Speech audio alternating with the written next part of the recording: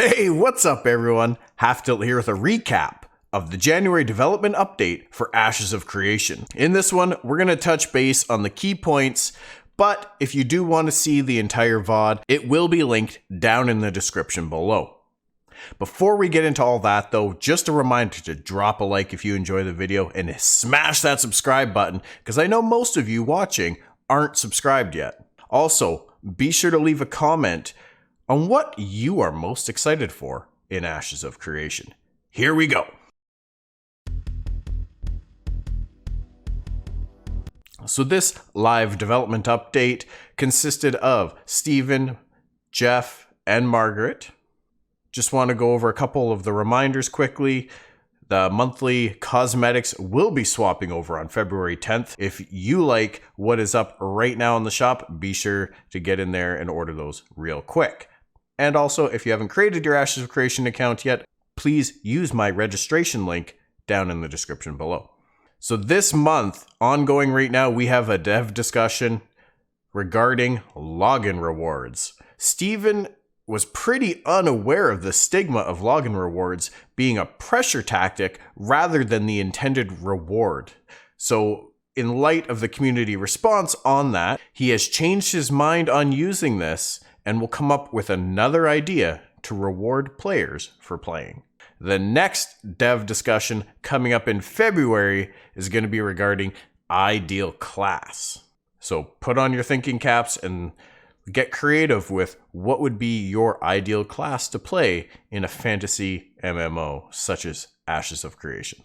Some guild things and information will be coming out as well for us to provide feedback on, so stay tuned for that. The next Alpha 1 playtest is scheduled for February 19th through February 22nd. This one is still under NDA, so don't expect to be seeing any leaks or footage from this for many of us content creators. Next up, we got a studio update. They went over a recap of the great, amazing results that they got from the Alpha 1 test. They got a lot of excellent feedback on that, and both from testers and from the data that they captured as well.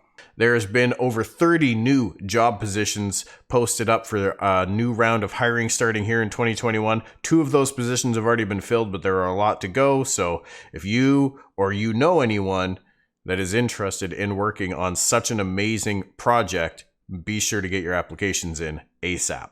In light of the pandemic, there is still a pending move-in date to their new studio. So for now, work from home is the way of life. All right, from a design standpoint, there is planning being done for the next Alpha 1 test, the next milestone, and a lot of that is based on the results from the previous test.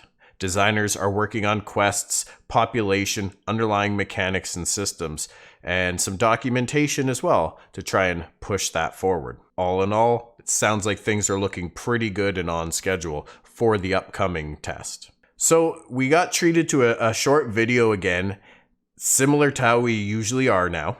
In this video, Steven was joined by environmental designer Michael Bacon. Chat was going nuts for Bacon, and they were just up and roaming around in the Alpha 1 test area, well, just having a kind of a casual conversation. There was a lot of just friendly chit chat going on that I've left out of this, but some of the key takeaways I got right at the start of the video, we saw Steven jump off the top of that giant rock canopy that we've seen teased before, and when he landed in the water, he actually took a little bit of fall damage. Now, Jeff thought this was a bug. However, it will be a design intention to provide a little bit more risk in naval combat should you fall off like the top of a mast into the water or a rather high point on some of the larger ships. It gives a little bit of risk for players there, but it should be less damage than falling onto land from the same height. There was a lot of just showing off the scale of the world and the environment. We got to see things on the horizon, and they talked a little bit about how that horizon won't necessarily be changing in the later releases of the game. Whatever you see, you will be able to approach. And that I thought was really, really cool. They talked about the node system and how it's coming along in a development standpoint to the point now where they can actually start to see node advancement and buildings growing as a node grows from a village into a town, into a city. And that just seems really, really cool to see this vision coming together now. And that gives us a lot of hope, honestly. That's one of my bigger takeaways is that system, that mechanic is becoming a thing. And obviously, given the different biomes and the different regions, the different racial influences, there's going to be a lot of different flavors here that are coming online. So really, really exciting to hear that news. There will be a total of 18 biomes in Verra. They wanted to represent all the biome types under the sun. Everything that we can imagine here in the real world, but giving it a fantasy element as well to make them really, really immersive. Currently, there are about 5 biomes represented in the Alpha 1 area of the map. Also, just a reminder, this footage is from the Alpha 1 environment, so there is a lot of polish missing right now. It is just not the focus yet. It's about getting the core systems, the core environments, the collision, all that stuff online. The polish will be added later. We got a little bit of update on the website overhaul that is coming out. We got a couple screenshots and a short video of a glimpse of the style, some of the drop-down menus, the layout. There's going to be a variety of sign-in options for single sign-on. They will be overhauling the shop, but did not show any of that as it's not far enough along yet or settled on a specific final result yet. The forums will not be changed at this time. That might be something that happens in the future, but right now it's off the table. And to help with all this, because Intrepid themselves didn't really hire anyone internally to do this, they were focused on the game development. They brought in a company called Valor Software to work with Margaret to bring this online. So Valor's doing a lot of the back-end stuff, tying everything together, and Margaret's kind of overseeing the overall design to make sure it's fits Ashes of Creation, of course. It's looking really, really good so far. Cannot wait to see this come online. All right, then we got into some more still images of environmental art. We got to see some of the beach decals, like little things that they can add to the environment to give it a little bit of flavor, give it a little bit of variety, spice it up. These things can be a little bit dynamic in their shape and application to just change things up, not make everything look super cookie cutter. We do also get to see a bunch of furniture and props that will be available to put in freeholds and homes, taverns, those types of things. There's going to be just a crazy variety. Like we've been seeing these variety of assets teased for quite a while now, but being that we're getting influences from each of the 9 cultures and races within Verra, you can just imagine how many flavors of everything are actually going to be required and being built right now. Most of the assets shown here in this footage are Empyrean, but some of the rugs are actually from the Kalar. And we also got to see the jungle biome art with some buildings on the trees and elevated off the ground a little bit, almost something like you would see in a floodplains, or something to keep away from those nasty little critters that like to run around on the ground and get at you while you're sleeping. So everything's kind of suspended up high. They got the little bridges to connect all the buildings from one tree to the next. So that looks really, really neat. It'll be interesting to see if that is node progression and what it looks like as it evolves. We also got to see 3 giant flower creatures with some really gnarly looking faces on them. Great fungal detail around the base. And they didn't really say what their role or purpose is going to be in the game. So we're just going to have to wait and see. But looking at their scale next to a human there, they're pretty big. Next up, we got to see some character art. First is the Timeless Terrapin. It's a turtle mount before it gets actually any of its texture on it, so kind of neat to see the raw model here. We also get to see the Flamefin Frigate that was teased earlier in the month. If you were following Ashes of Creation on their socials, you probably have already seen this. One of the first ships to be modeled, still some tweaks needed, of course. This frigate-class ship is not the largest, but it is one of the larger ones in the fleet. It is intended to hold almost a full raid's worth of people. It's almost 40 people on this ship, just to give you a sense of scale and how big this boat's going to be. Hence the falling damage if you're climbing to the top of the mast for any given reason. There will be roles for people other than the captain to do as well. Swab the deck, matey! We see a bit of water effects on the Tide Snapper here, but for the most part, these particle effects aren't in the Alpha 1 builds. This was kind of done in response to show of what is to come, and is kind of an initial pass of what these particle effects are going to look like. We also get to see a shot of the Corvid Castigator armor. This was teased earlier in the month as well. If, again, follow the Ashes of Creation socials and you will see this stuff when Steven likes to tease it, because he loves to tease stuff. But we also got to see this on Bacon's character briefly before we lost him at the start of the video clip. Next up, we see some low-level denier robes that will be present during the Alpha 1, and they seemed really excited for the community to see what the level like 30, 40, 50 armor sets are going to look like. As of up to right now, we've only got to see level 10, 20 style armors. We also get to see some shots of Empyrean hair here.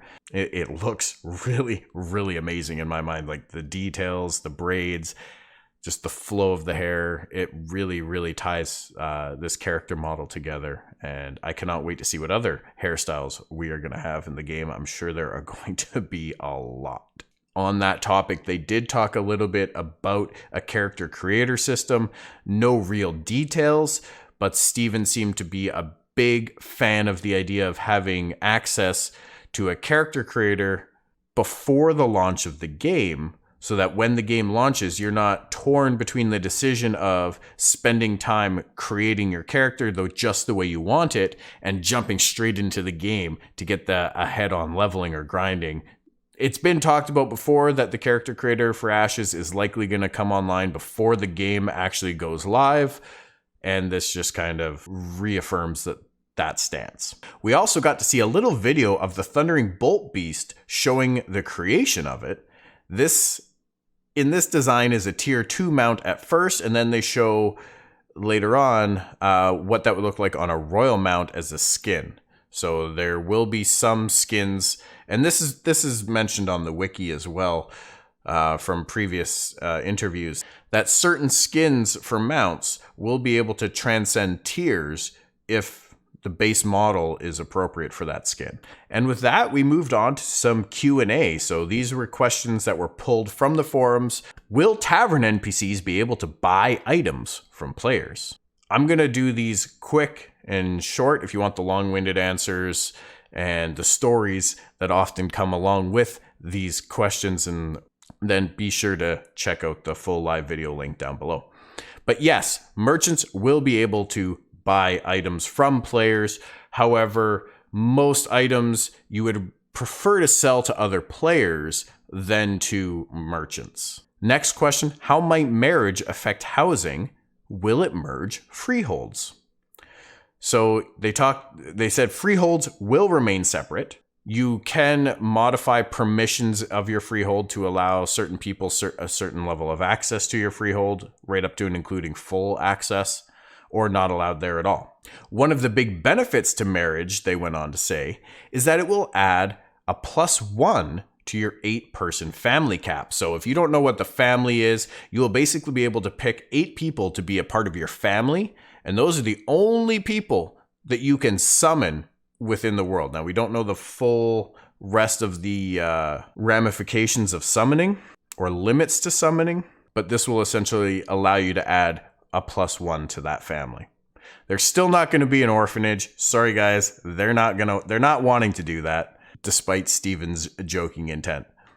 More details will come in the future though, regarding the marriage system and the benefits that it can provide. Next up, will mail without items be received instantly? Short answer, yes. Typically, mail is not going to include resource material or raw gatherables, because that directly conflicts with the whole caravan system and the intent of that system. Finished items, however, may be mailable, but that is still being discussed. Will players be able to change races? No. Steven, Jeff, and chat really seemed opposed to this idea. You will be able to change your secondary archetype with a quest line or with a cost to it, but your main archetype and your race, once you've chosen it, is set. If you don't like your race, you will have to re-roll. Will paths and roads be pre-generated, or will they be more dynamic based on player activity and node growth? Well, both. There will be some ancient roads pathways that become exposed as nodes advance. You will also be able to go discover points of interest, and that will lead to the discovery and exposing of smaller roads.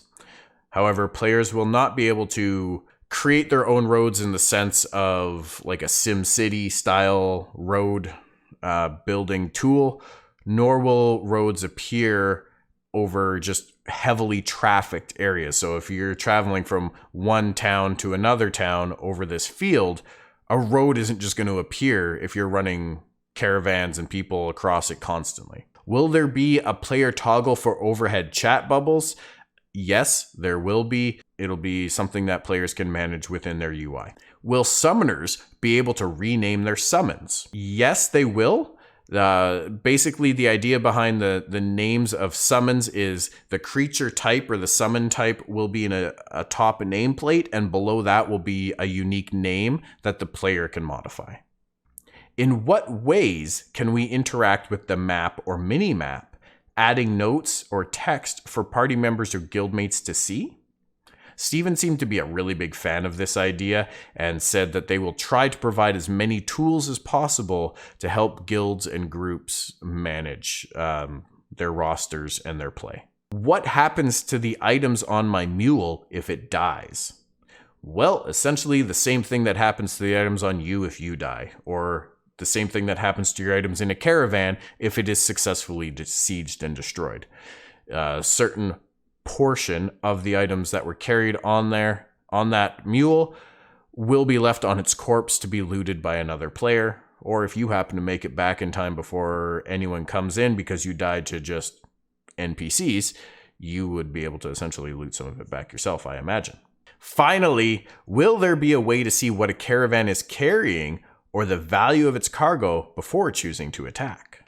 So indirectly, yes, there will be a way. There will essentially be indicators on the caravan, such as maybe if you're transporting gold or money or whatever, then you'll see some gold showing through in certain parts of the caravan. And this will be a mesh that goes over top of cosmetic skins as well. So cosmetic skins won't be hiding that information. But you won't get to see exactly what's in there. You won't get to see exactly the value of what's in there or the quantity necessarily. But certain meshes will be put in certain places on the caravan so you can get a rough idea of what is inside that caravan. You can't be a complete ninja about it. Anyways, you guys, that's going to do it for the January development update recap. Don't forget, leave your comments down below what you thought of this development update, and again, what is your favorite thing in Ashes of Creation? What are you looking forward to the most? I really want to know. Sound off down below, like the video, smash the subscribe button, and I will see you in the next one. Peace.